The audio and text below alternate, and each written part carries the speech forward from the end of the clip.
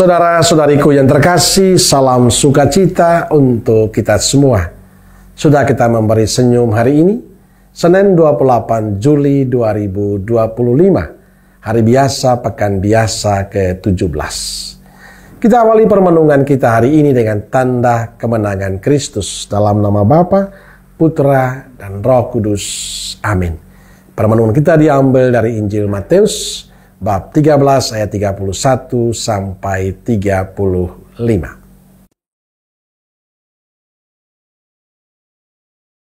Yesus membentangkan suatu perumpamaan lain lagi kepada mereka. Katanya, hal kerajaan sorga itu seumpama biji sesawi yang diambil dan ditaburkan orang di ladangnya. Memang, biji itu yang paling kecil dari segala jenis benih. Tetapi apabila sudah tumbuh, sesawi itu lebih besar daripada sayuran yang lain, bahkan menjadi pohon, sehingga burung-burung di udara datang bersarang pada cabang-cabangnya.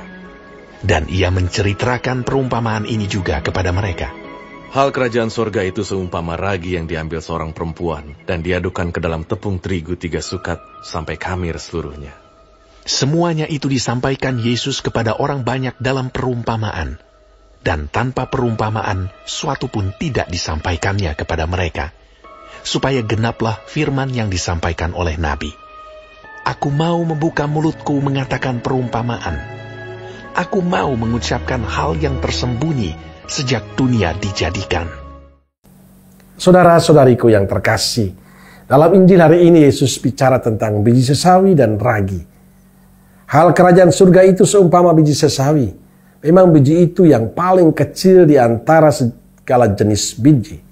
Tetapi apabila sudah tumbuh, sesawi itu lebih besar daripada sayuran lain, bahkan menjadi pohon, sehingga burung-burung di udara datang bersarang di cabang-cabangnya. Dia juga mengatakan hal kerajaan surga itu seumpama ragi yang diambil seorang wanita dan diadukan ke dalam tepung terigu 3 sukat sampai seluruhnya beragi. Saudara-saudariku terkasih, biji sesawi itu biji yang kecil. Dia akan menjadi besar dan menjadi tempat bersarang burung-burung kalau dia sudah tumbuh. Dan untuk bertumbuh dia butuh proses yang panjang dan lama. Untuk tumbuh dengan baik tentu banyak hal yang diperlukan, lahan yang baik dan subur. Ada yang merawat, disirami, dipupuk, dan macam-macam hal supaya dia bisa bertumbuh dengan baik. Demikian juga ragi bahkan yang kecil, untuk dapat bercampur dengan tepung terigu, butuh diaduk dengan rata supaya menghasilkan roti. Butuh proses. Kadang tidak hanya diaduk tapi dibanting, diremas-remas, baru menjadi roti yang enak. Jadi apapun itu, baik biji sesawi atau ragi, untuk menghasilkan yang baik, butuh proses, butuh waktu, butuh pengorbanan.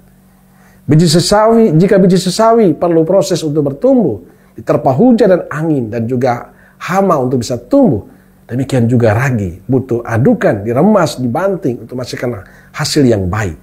Bagaimana dengan hidup beriman kita? Sejak kita dibaptis sebenarnya kita sudah diajarkan untuk berproses agar kita menjadi orang Katolik yang kuat, yang setia, tekun dan tahan uji. Orang yang baik menjadi orang Katolik yang berbuah.